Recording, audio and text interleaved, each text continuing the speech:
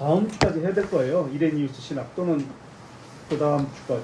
왜냐면 이레니우스가 초대교회에서 중요한 것이 최초의 신학자야. 특히 최초의 신학자면서도 기독론에 대해서 예수님의 그 기독론, 구원론과 관련된 기독론에 대해서 아주 중요한 사상을 처음으로 남긴 사람이기 때문에 그래요.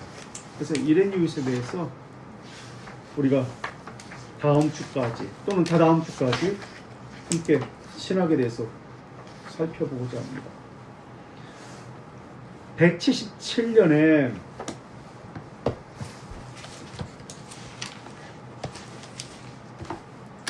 포티우스는 당시 유행했던 몬타누스 사상에 대해서 편지를 써가지고 로마 감독 엘류테리우스에게 전달하도록 이레니우스를 보냅니다. 그러니까 당시 몬타누스 사상이 있었는데 이것을 로마 감독에게 보내서 대책을 세우려고 그렇게 보낸 거예요. 근데 로마 감독에게 가니까 로마 감독 역시 또 엉뚱한 이단 사상을 가지고 있는 사람이네. 근데 이런 로마로 가는 도중에 이제 포티우스 주교가 90세에 순교를 합니다. 그래서 이레니우스가 리옹의 주교로 선출되게 됩니다. 이레니우스는 출신이 라틴 지역 사람이 아니라 서머나, 그러니까 동방교회 사람이에요. 그러니까 모국어는 헬라어죠. 동방교회니까. 그런데 리옹은 라틴 지역이라 라틴어를 써야 됐습니다. 그래서 이레니우스는 헬라어와 라틴어에 능통한 사람으로 전해집니다. 이레니우스의 위대한 저작이 이단에 대하여라는 것인데요. 일반적으로 이단 논박이라고 그렇게 불려지는 이 저작은 원 제목인 이단에 대하여보다 이단 논박으로 더 알려졌습니다. 5권짜리예요. 라틴어 번역판으로 남아있지만 헬라어판으로는 일부만 남아있습니다. 이단에 대하여라는 이 책에서 지식, 그노시스는 헬라어 영지라는 그노시스, 영적인 지식이죠. 영지. 여기서 발렌티누스, 그러니까 로마의 감독이었던 부감독이었죠. 발렌티누스의 사상이 영지주의적 사상을 가지고 있기 때문에 반박하는 글을 여기서 또한 쓰게 됩니다. 그리고 예수님께서 가르치신 진리의 표준 또는 신앙의 규범을 여기서 이 책에서 이야기하게 됩니다. 그리고 당시 교회에 가장 그 당시에 있었던 이교도적인 두 가지 사상이 있었다고 했습니다. 무엇과 무엇이었죠? 하나는 영지주의 사상이고 또 하나는 몬타누스 사상이었습니다. 이것을 반박합니다. 또 하나 마르시온 사상도 있었어요. 이것들을 반박해요. 이레니우스의 또 다른 저서가 에피데익시스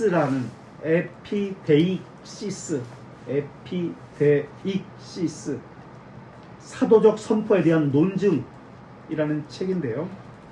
사도적 선포에 대한 논증. 구약의 사건들이, 구약의 예언의 말씀들이 신약에서 성취되었다는 것을 이 책에서 설명하고 있어요. 그러니까 구약과 신약의 통일성, 일치성을 설명하고 있는 책이 바로 에피데익시스라는 책입니다. 아, 구약과 신약이 일치하고 있구나, 통일성을 가지고 있구나. 이것은 누구에 대해서 정면으로 반박하고 있는 이야기죠? 몬타누스라고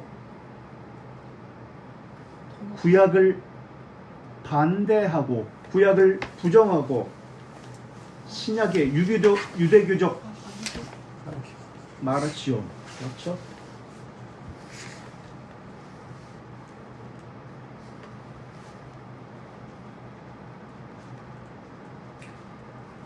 이런 주장 때문에 나중에는 로마 교황 수위권위로 발전하게 됩니다. 그러니까 사도적 전통성을 강조하다 보니까 사도적 전통성 이것을 가지고 로마 카톨릭에서 로마 교황의 수위권 먼저 위에 있다, 높은 자리에 있다, 수위권을 주장하게 되는 겁니다. 그러면서 이 책에서 신구약 성경 구절 1075개를 인용해서 구약과 신약을 연결해서 설명을 합니다. 대단한 거죠. 1075개의 성경을. 그래서 기독론과 관련해서 예수 그리스도의 신성을 부인하는 에비온주의자들, 인성을 부인하는 영주의주의자들, 신성을 부인하는 에비온주의자들, 에비온, 유대교적 성향을 가진 에비온주의자들, 인성을 부인하는 영주의주의자들, 그리고 발렌티누스, 영주주의자 발렌티누스죠. 조직신학의 체계를 세운 사람, 영주주의 조직신학의 체계를 세운 사람이 발렌티누스니까 영주주의자 발렌티누스를 반박을 합니다. 그래서 하나이면서 동일한 예수 그리스도 안에서 신성과 인성의 통일성을 주장합니다. 이런 사상이 나중에 칼케돈 451년 칼케돈 회의에 가서 예수 그리스도는 신성과 인성에 있어서 완전하시고 참된 신이시며 참된 하나님이면서 참된 인간이시고 참된 하나님이면서 참된 인간이시고 이성 있는 영과 육체를 소유했으며 이성 있는 영과 육체를 소유했으며 신성에 있어서는 성부와 동일 본질이시고 신성과 인성에 있어서는 우리와 동일 동질이시다 라고 그렇게 설명을 합니다. 이 아주 중요한 이 기독론에 대해서 이것 때문에 이레니우스가 최초의 신학 작업을 하게 된 거예요. 그리고 신성에 있어서는 하나님과 성부와 본질이시고 인성에 있어서는 우리와 동질이신데 신성과 인성 두 본질에서는 두 본질은 신성과 인성 두 본질은 혼합됨이 없고 혼합이 없고 변화가 없고 분리가 없고 분할됨이 없다고 고백하게 합니다. 신성과 인성의 두 본질은 혼합됨이 없고 변화됨이 없고 분리됨이 없고 분할이 없고 혼합, 변화, 분리, 분할 없다. 두 본성, 두 본질이라는 말은 유티케스의 단성론, 유티케스는 혼합되었다는 것이죠. 신성이 인성을 먹어버렸다, 잡아먹었다. 이것을 반박하기 위해서 나온 겁니다. 유티케스의 혼합론 또는 단성론, 두 본질, 두 본성이라는 말은 유티케스의 주장에 반박하기 위해서 사용된 용어고요.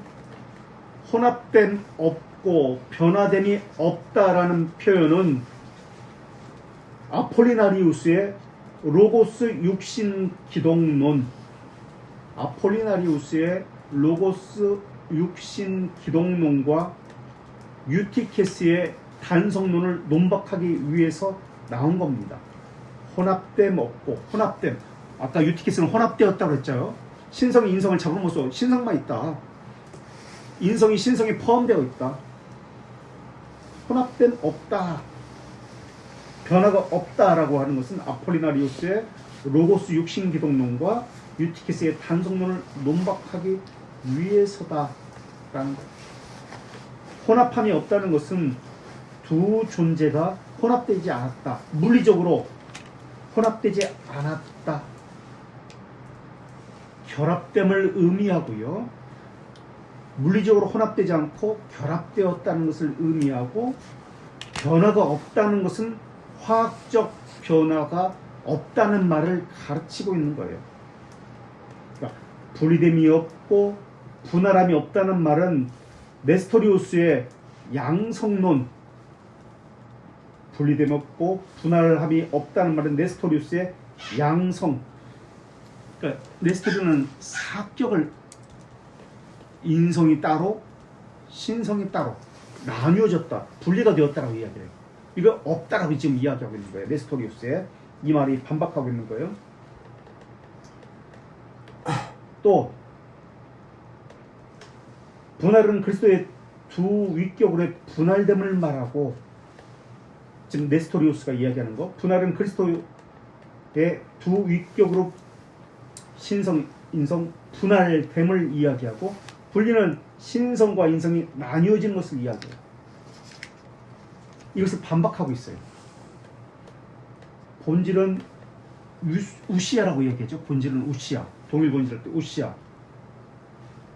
또 위격은 히포스타시스를 이야기하잖아요. 제2 위격이랄 때 히포스타시스. 근데 네스토리우스는 두 개의 히포스타시스 그리고 하나의 우시아로 주장합니다. 네스토리우스는 예수님이 하나의 위격이 아니라 두 개의 위격이라고 주장하는 거예요. 신격과 인격 나뉘어서 분할을 이야기하는 거예요. 분리가 됐다. 우시아는 하나다라고 이야기해요. 그래서 삼위일체와 관련해서 이레니우스는 경륜적 삼위일체로 그렇게 이야기합니다. 이것을 총괄갱신이라는 용어로 그렇게 이야기합니다. 중요한 용어예요. 총괄갱신. 이것은 예수 그리스도 안에서 만물을 완성하게 하신다는 개념이에요. 통일되게 하신다는 개념이에요. 예수 그리스도 안에서 모든 만물을 완성하고 통일되게 한다는 개념. 이게 총괄갱신이에요.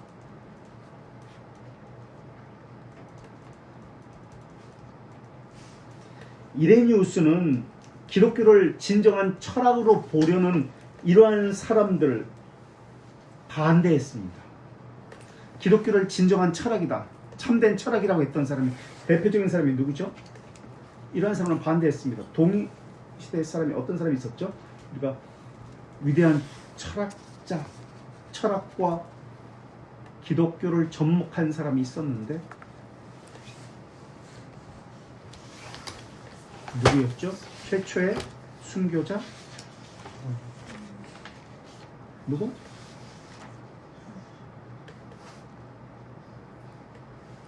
누구?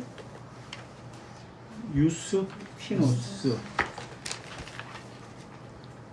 헬라적 이성의 도움을 필요로 하지 않는다라고 이야기합니다. 그러니까 이 이레니우스는 우리 쉽게 얘기하면 계시 의존적 신앙을 가진 사람이에요. 계시보다 더 나은 이성을 거부한 사람이에요. 그래서 사도적 전통성을 이야기하는 것을 이레니우스로 인해서 로마 가톨릭이 우위권을 이야기했던 거예요. 성경적 전통만이 신앙의 유일한 조건이다, 근원이다라고 이야기한 사람이에요. 성경적 전통만이. 그래서 사도적 전통, 이 가르침만이 성경에서 발견되어지며 교회에서 이것만이 보존되어진다라고 한 사람이 이레니우스예요. 엄청나게 중요한 말이에요. 최초의 사람에게 초대교회에서. 그래서 진리를 보기 원하는 사람은 온 세상에 분명히 나타난 사도적 전통을 어느 교회에서도 볼 수 있다라고 이야기했습니다. 그래서 이것은 성경의 정경 형성과 깊은 관련이 있어요. 교회의 전통, 이 사도적 전통은 성경의 정경과 형성과 관련이 있어요. 그래서 이레니우스는 최초의 역사 신학자라고도 불립니다. 창조와 구속을 연결시키는 거예요. 창조는 구약이잖아요. 구속은 신약이잖아요. 이전에는 어떻게 했어요? 이 당시의 신학적 분위기는 분리시켰어요. 마르치온 분리시켰어요. 또는 인성만 보거나 또는 신성으로만, 영주의자들이 신성으로 보잖아요. 예수님의 육체를 부인하잖아. 에기온주의자들은 반대를 이야기하고. 근데 이런 세상에서 구약과 신약을 연결시키면서 성경의 우위성, 유일성을 이야기하는 사람이 바로 이레니우스라는 사람이에요. 그래서 구속사라는 관점을 가지고 신약과 구약의 통일성을 주장한 사람이에요. 그래서 예수 그리스도를 창조주 하나님이라고 본 사람. 그래서 역사적 성육신에 기초한 구속사와 신구약의 연속성을 바로 이 에피데이식스라는 이 책에서 구체적으로 설명하고 있는 거예요. 이 소책자예요. 제가 지난번에 갖고 왔었죠. 이 책자. 에피데이식스. 그래서 신구약의 통일성, 구속사의 관점에서 이것을 설명하고 있어요. 그래서 이 작품은 소책자인데 창조에서 최후 완성에 이르기까지 구속 사역을 제시한 작품이에요. 이레니우스의 신학의 중심은 기독론입니다. 그러니까 그리스도론이에요. 그리스도론.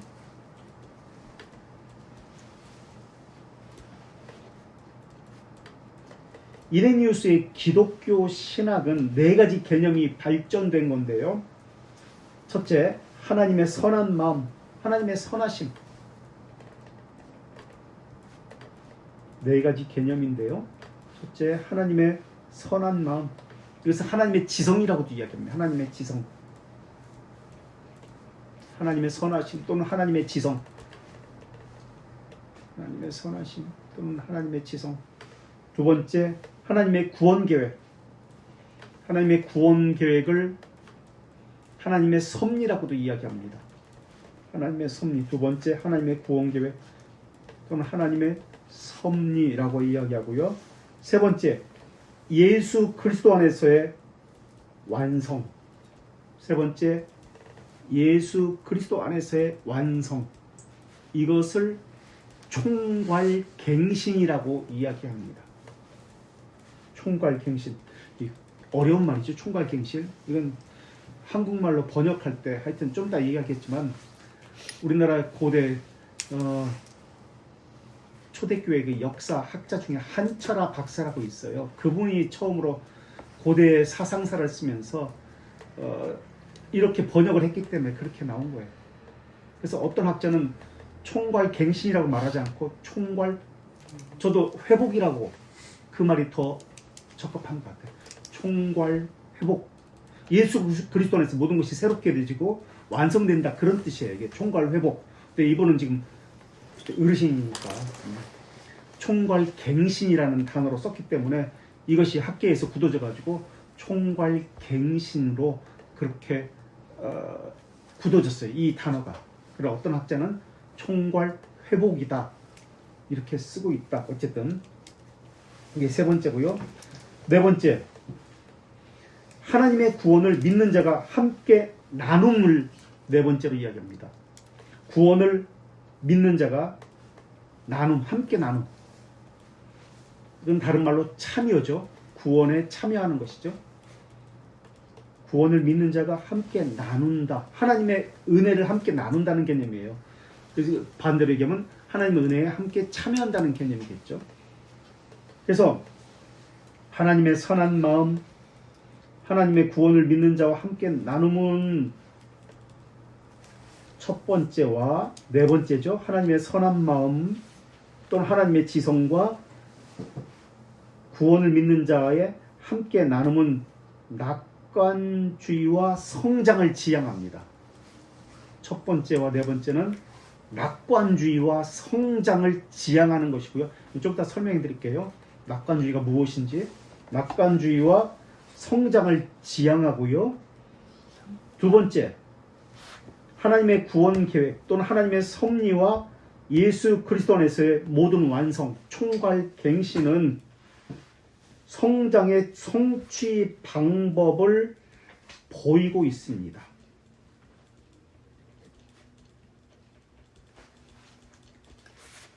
그래서 하나님의 지성, 구속사 또는 섭리의 요약, 총괄갱신, 참여, 이렇게 네 가지 개념을 발전시켰습니다.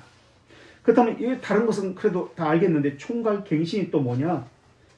이것이 이레니우스의 핵심 사상이에요. 아포카타스타시스라는 단어예요. 아포카타스타시스. 에베소 1장 10절 말씀 한번 찾아볼까요? 에베소 1장 9절과 10절 말씀인데 9절부터 한번 볼까요? 9절 10절 1장 여기서 나온 단어예요.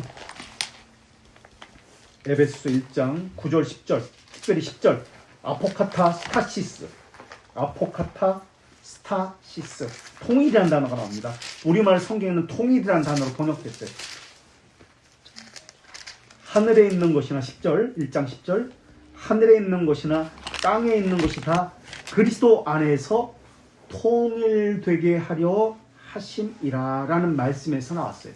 그래서 우리말 성경에서는 통일이라는 단어로 그렇게 번역됐어요. 하나 되게 하심, 통일되게 하심. 이 총괄갱신이라고 번역된 것은 아까도 얘기했지만 한철호 박사께서 고대 기독교 사상사라는 책에서 대한 기독교 서회에서 나왔는데요. 이 책에서 처음으로 이 단어를 썼기 때문에 그렇게 굳어졌어요. 총괄갱신. 그러니까 예수님이 성육신하셔서 인류를 자기 안에서 총괄해서 포함해서 회복시키고 갱신시킨다는 의미예요. 예수님이 성육신하셔서 인류를 자신 안에서 하나로 총괄해서 포함해서 회복하고 갱신한다는 의미로서 총괄갱신이라는 단어를 사용한 거예요. 그래서 이레니우스의 사상에서 총괄갱신 사상 또는 총괄회복 사상이 진짜 중요합니다. 그래서 이레니우스 신학을 정리해보면 성경 중심의 신학이다. 사도적 전통성, 계승을 이어받았다. 이것이 중심 주제인데요. 그 중에서 저서 가운데 중요한 것은 이단에 대하여다. 원제목은 이단에 대하여는 소위 영주주의자라 불리는 자들을 발견하고 이기기 위해서, 긴 제목이에요 원래. 소위 영주주의자라 불리는 자들을 발견하고 이기기 위해서 5번짜리인데요. 이게 1945년 나그 한마디의 문서가 발견됐는데, 나그 한마디 문서, 그러니까 영주주의 문서가 발견됐는데 이집트 상리 나일강 상류에서 발견됩니다. 근데 4세기부터 영주주의 문서가 1600년, 1945년에 발견됐으니까 1600년 동안 사라졌어요. 없어졌는데 영주주의 문서가 있었다라는 이야기가만 나왔는데, 이것은 이레니우스의 책에서 영주주의 문서가 이런 내용이다 라는 것을 발견했었는데, 영주주의 문서가 발견하면서 우리가 지금 도마복음이라든지 뭐 이상한 영화라든지 소설로 많이 나오는 거 있잖아요. 마리아 행전 뭐 이런 것들 다 영주주의 문서예요. 이것을 통해서 영주주의 문서가 발견되면서 이레니우스가 말한 것이 옳다라는 것이 검증된 거죠. 그래서 이레니우스 신학이 얼마나 정통신학이고 사도적 신앙인지 그때서야 다시 한번 발견된 겁니다. 영주주의는 우리가 지금까지 배웠듯이 지금도 살아있어요. 수많은 종교와 철학이 덕지덕지 붙어 있어가지고 사람들에게 인기가 좋은 것이 영주주의예요. 그래서 모든 이단 사상에는 영주주의 사상이 다 들어있어요. 우리가 이미 배웠죠? 어머니 하나님도 영주주의에서 있었다라고 했죠. 그래서 바른 신학을 가지려면 반드시 철학을 알아야 돼요. 그래야 이것은 신학이고, 이것은 신학의 옷을 입고 교묘하게 속이는 철학이다 라는 것이 분별되기 때문에 그렇습니다. 그래서 바른 신학에서 철학의 옷을 벗겨내야 돼요. 철학을 벗겨내야 순수한 사도적 계승의 신앙을 가질 수가 있어요. 이레니우스 한 게 바로 이거예요. 초대교회는 철학과 기독교를 짬뽕시켰잖아요. 다 플라톤 철학, 무슨 철학, 헬라 철학, 이게 다 짬뽕시켰잖아요. 이것을 벗겨내기 시작한 사람이 이레니우스야. 사도적 전통성, 순수함만을 가지고 성경만을 가지고 이야기한 사람이 이레니우스란 말이에요. 그래서 이 사람이 최초의 신학자다. 엄청나게 인류에 많은 영향력을 끼친 사람이 이레니우스예요. 그래서 순수 계시에 붙어있는 사도적 전통성을 우리에게 전해주기 위해서 그렇게 철학의 옷을 벗겨낸 사람이다. 기독교 전통을 계승한 사람이다. 이것이 안 되면 철학인 혼합주의, 인본주의로 빠져들게 되어 있어요. 이게 벗겨내지 않으면. 그래서 신앙의 규범, 사도적 전통성을 다른 말로 뭐라고 부르냐면 신앙의 규범이라고 이야기해요. 또 이것을 우리말로 신앙 고백이라고 이야기합니다. 이 신앙 고백, 사도적 전통성 또는 신앙의 규범 또는 믿음의 단번에 우리에게 주신 믿음의 도, 이것을 바르게 순수하게 다시 세운 사람이 이레니우스다. 그래서 철학의 가르침인가 성경의 가르침인가 이것을 분별해낼 수 있어야 합니다. 참고로 이레니우스는 총괄갱신에서 하나님의 섭리를 네 단계로 나누어서 설명하는데 이것을 언약이라고 설명합니다. 그래서 언약신학의 최초로 이야기한 사람이 누구였다라고 그랬죠? 언약신학. 구속사를 이야기한 사람도 이 사람이고 언약신학을 이야기한 사람도 이레니우스. 그래서 중요해요. 하나님의 섭리를 네 단계로 이야기하는데 이것을 언약이라고 얘기합니다. 첫째 언약, 아브라함 언약이라고 이야기합니다. 지금 아까 그 책에서 지금 이야기합니다. 아담 언약, 첫째 언약은 아담 언약인데 아담 언약에서 노아 홍수까지. 아담 언약은 첫째 언약인데 아담부터 노아 홍수까지. 둘째 언약, 노아 언약, 우리가 무지개 언약으로 알고 있는 것이죠. 둘째 언약은 노아 언약인데 무지개 언약인데 홍수부터 출애굽까지. 홍수부터 출애굽까지 둘째 언약, 두 번째 언약이라고 이야기합니다. 그 다음 세 번째 언약은 무슨 언약일까요? 모세 언약. 모세부터 예수 그리스도께서 이 땅에 오신 초림, 성육신까지. 모세 언약인데 모세부터 예수님의 이 땅에 오심까지, 성육신까지. 네 번째 언약은 예수님의 새 언약을 이야기합니다. 새 언약인데 그리스도의 새 언약부터 예수님께서 다시 오실 때까지, 종말 때까지를 네 번째 언약이라고 그렇게 이야기합니다. 그래서 이레니우스는 속사시대, 속사도시대, 변진가 시대 신학을 요약한 사람이 이레니우스고요. 교부와 교부를 잇는 교차로 가운데 중심에 있는 사람이 이레니우스고요. 또 초대교회 2세기에 이단들이 있었죠. 마라치온, 몬타누스, 또 영지주의, 이것을 다 반박해서 이 옷을 다 벗겨낸 사람이 또 이레니우스예요. 그래서 우리의 신앙을 바른 정통신앙으로 남겨준 사람이 이레니우스다.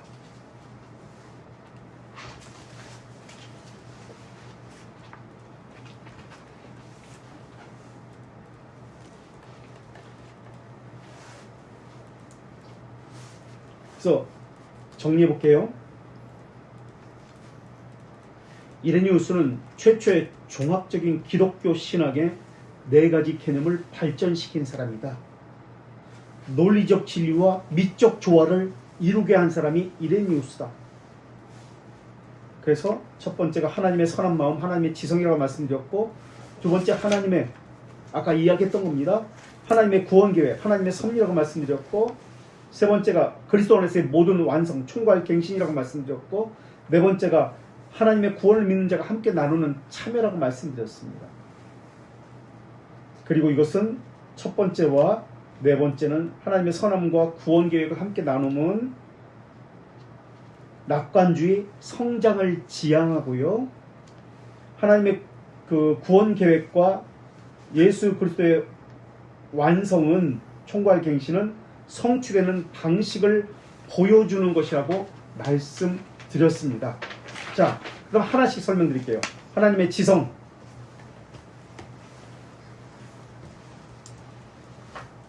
하나님은 보편적 지성을 가진 분이로 모든 것을 아시고 모든 것을 보시는 분이로 그렇게 설명합니다. 모든 것을 아시고, 전지전능이란 말이잖아요. 모든 것을 아시고 모든 것을 보신다. 이것을 지성이라고 설명합니다. 지성, 하나님의 지성이다. 이 지성은 분리될 수 없다는 거예요. 이것은 동시적이라는 거예요. 보는 것, 아는 것. 이것은 또 전체적이라고 이야기합니다. 분리될 수 없고 동시적이고 전체적이고 동일 원인적이라고 이야기합니다. 우리는 보는 것과 아는 것, 이것은 분리가 되어 있잖아요. 그런데 하나님은 이레니우스가 동일 원인이다. 이것은 분리가 되지 않았다. 앞뒤 선호가 있지 않다라고 설명합니다. 그래서 이레니우스는 하나님을 궁극적 존재라고 이야기하는데, 원인이라고 이야기하는데 철학의 개념을 거부합니다. 철학에서의 말하는 원인자라는 그런 개념이 아니라 성경을 근거로 하나님의 지성을 설명을 합니다. 이게 하나님의 지성이에요. 그래서 하나님은 창조하시는 분이시고 사람은 창조된 존재라고 이야기합니다. 그래서 하나님은 언제나 동일하시고, 그러나 사람은 창조물이기 때문에 변하고 죽는다라고 이야기합니다. 그런데 하나님의 선하심은 창조부터 마지막 영광에 이르기까지 성장하는 사람 위에 부어진다라고 이야기합니다.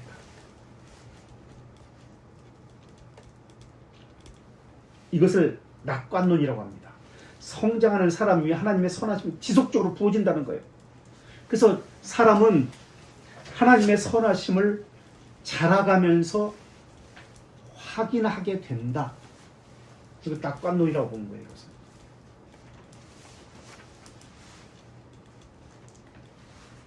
그래서 사람은 누구든지 하나님의 존재를 인식할 수 있다라고 이야기합니다. 왜냐하면 하나님은 보편적으로 모든 사람들에게 자신의 이름을 알려주시고 자신의 사랑과 자신의 영광을 계속해서 보여주시기 때문에 그렇습니다. 그래서 낙관론이라고 이야기합니다. 그래서 이게 첫 번째 하나님의 지식이고요. 두 번째 구속사 또는 섭리. 하나님의 구속 섭리는 창조와 함께 시작됩니다. 그래서 이레니우스는 두 가지로 하나님을 설명합니다.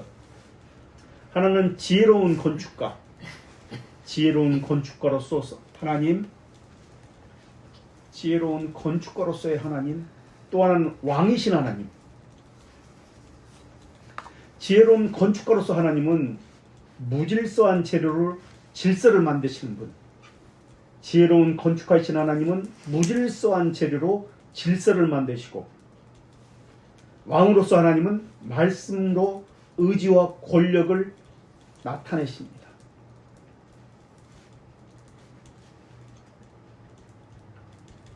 왕으로서 하나님은 말씀으로 의지와 권력을 나타내시는데, 건축가는 재료를 필요하지만, 재료가 있어야지 건축하잖아요.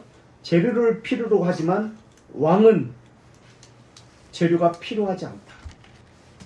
그래서 건축가와 왕이 조화를 이루어 무에서 유라는 창조 개념을 설명하는 것이 이레니우스입니다.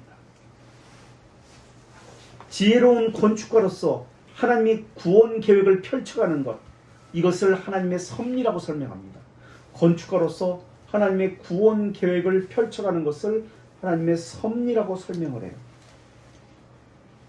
그래서 하나님은 인간에게 점점 익숙해지고, 인간도 하나님의 점진적인 계시에 의해서 인간도 하나님에게 점점 익숙해져 가거든요. 익숙해져감. 하나님은 자기 아들을 세상을 구원하기 위해서 왜 보내셨는가? 왜 보내셨는데 늦게 보내셨는가? 익숙해짐을 위해서 늦게 보내셨다라고 설명을 합니다. 사람들이 이것을 받아들일 준비를 하기 위해서 늦게 보내신 것이다. 익숙해짐을 위해서.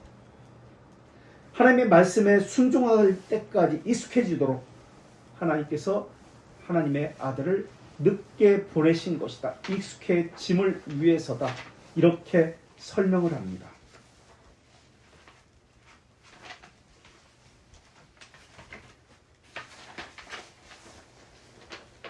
그래서 그리스도 안에서 사람은 하나님을 볼 수 있고 하나님을 영접할 수 있고 하나님 안에 거할 수 있기 때문에 성육신이 가장 중요하다고 여기서 설명합니다.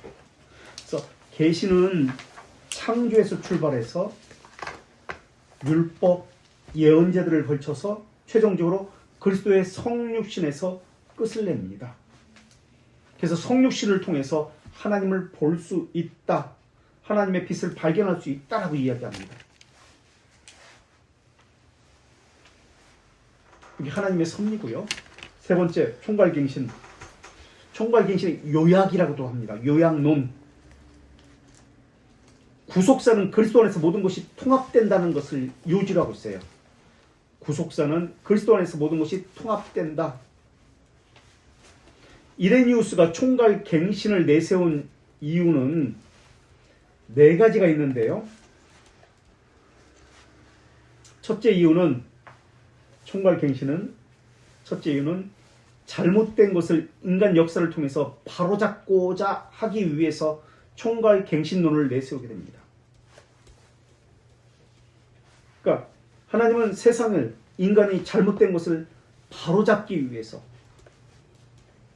불경한 자를 의롭다 하기 위해서 그들을 회복하기 위해서 그들과 화해하기 위해서 총괄갱신론을 예수 그리스도 안에서 모든 것을 통합한다는 것이 총괄갱신론이잖아요. 예수 그리스도 안에서 모든 것을 통합한다. 통일되게 하신다. 이것을 내세웠다는 거예요. 바로 잡게 하기 위해서. 첫째 이유, 바로 잡게 하기 위해서. 두 번째, 총괄갱신은 완성을 의미한다고 이야기합니다. 그래서 구속사의 전체 요약은 복음으로 요약되는데 예수님은 보이지 않는 세계도 다스리지만 보이는 인간 세계도 다스린다라고 이야기합니다. 그래서 창조의 목적을 달성하고 회복하고 완전케 하는데 십자가를 축으로 이 일을 행하신다라고 설명합니다. 그래서 총괄갱신의 완성을 의미한다. 두 번째. 세 번째, 총괄갱신은 새로운 인간을 소개한다고 이야기합니다. 총괄갱신은 세 번째, 새로운 인간을 소개한다고 이야기합니다. 이레니우스는 인간을 하나님의 형상과 모양을 가진 사람이라고 그렇게 설명을 하는데요. 대표적으로 성육신하신 예수님이 하나님의 형상과 모양을 입고 이 땅에 오셨다라고 이야기합니다. 그런데 사람은 처음부터 하나님의 형상과 모양을 입지 않았다고 얘기해요. 세례를 받은 이후부터 성령에 의해서 점점 하나님의 모양과 형상을 닮아가는 능력을 받는다고 이야기합니다. 처음에는 형상과 모양을 받지 않았어요. 세례를 통해서 성령으로부터 닮아감의 능력을 받아서 점점 부활의 때까지, 최종적으로 완성될 때까지 하나님의 형상을 인간이 점점 닮아간다 라고 이야기합니다. 그래서 새로운 인간을 소개해요. 총괄갱신론에서 예수 그리스도 안에서 통일되게 한다는 그런 개념.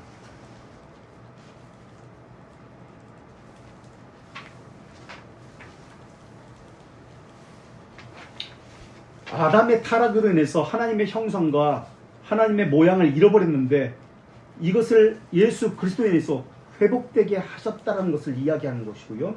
그 다음에 마지막 네 번째로 총괄갱신은 부활을 지향한다고 이야기합니다.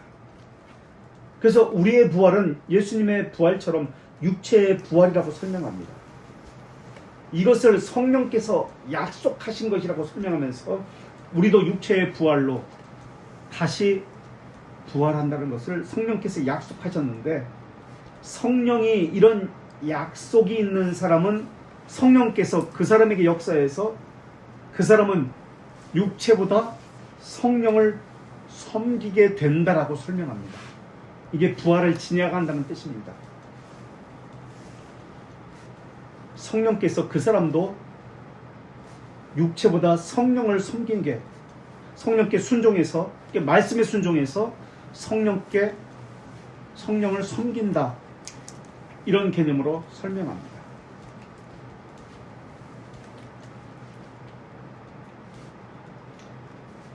그 다음 네 번째가 참여입니다. 세 번째가 총괄 갱신이었고 네 번째가 참여입니다. 핵심 개념 네 번째가 참여인데요. 다른 세 가지 개념은 통일성을 갖는 것으로서 구원 섭리, 구원 계획, 총괄 갱신을 이야기했습니다. 통일성을 예수 그리스도 안에서 통일성을 갖는 것으로서 구원 섭리, 총괄 갱신을 이야기했습니다. 그런데 이 네 번째 참여는 분배를 이야기합니다. 하나님의 아름다움, 진리, 선, 인간과 함께 하나님이 가진 것을 나눈다는 개념으로 설명하여 하나님은 자신의 생명을 인간에게 나눠주십니다. 그래서 인간은 생명이 없으면 살아갈 수가 없어요. 다시 말하면 하나님이 없으면 살아갈 수가 없어요. 하나님은 하나님의 지식을 인간에게 나눠줍니다. 인간은 하나님의 지식이 없으면 살아갈 수가 없어요. 하나님은 자신이 가진 아름다움을 인간에게 나눠줍니다. 미, 진리, 선. 인간은 그래서 하나님이 없으면 살아갈 수 없다. 이게 참여라는 개념이에요. 그래서 인간은 신앙과 이성으로 하나님의 진리에 참여하고 하나님의 아름다움에 참여하고 하나님의 진리에 참여하고 하나님의 선하심에 참여하고 이것이 이레니우스의 네 가지 개념입니다. 그래서 이레니우스는 최초의 신앙 규칙을 말하는 사람, 진리의 규칙을 말하는 최초의 기독교 신학자, 사도적 전승을 이야기한 최초의 기독교 신학자예요. 그래서 무엇이 참인가, 무엇이 적절한가, 그러니까 논리의 기준, 무엇이 참인가, 논리의 기준으로서 무엇이 참인가, 무엇이 옳은 것인가, 미약, 무엇이 적절한가, 미약은 무엇이 적절한가, 이것을 적용한 사람이 이레니우스예요. 이것을 어디서 찾게 하느냐? 성경 안에서 찾게 만들어요. 논리의 기준이 무엇인가, 진리가 무엇인가, 옳은 것이 무엇인가, 아름다움이 무엇인가, 무엇이 적절한가. 아름다움은 좋아하잖아요. 적절한 것, 미약이에요. 이것을 성경 안에서 찾게 한 사람이 이레니우스예요. 그래서 인간은 하나님의 영광과 관련을 맺게 하고 성령의 호흡을 통해서 하나님에게 참여합니다. 하나님의 삶에 참여하게 한다. 이것이 참여라는 개념이에요. 여기까지. 혹시 질문이나 다음 주에 또 그 신학에 대해서 좀 더 할게요. 혹시 질문이나 하실 말씀 있으세요?